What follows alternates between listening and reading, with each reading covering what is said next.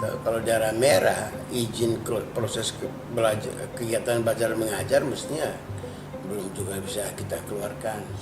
Karena kalau izin itu saya kira pemerintah kota berkoordinasi dengan provinsi bahkan dengan petunjuk menteri. Ya, jadi saya tidak berani. Jangan sampai begitu tatap muka langsung ada klaster-klaster. Di beberapa tempat kan guru juga kena, murid juga kena, ya kan. Jadi kita memang susah. Kita pilihannya memang agak sulit sih. Tidak sekolah ya, anak-anak juga tidak cukup dengan belajar daring ya, online karena ada berbagai keterbatasan, ya kan.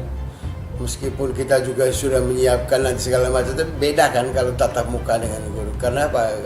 Guru itu ada aspek persuasif, edukatif, ya, teknik-tekniknya itu tidak hanya sekedar kerja PR, tidak. Sekolah itu bukan hanya sekedar, tapi penjelasan oral dari guru itu sangat menentukan.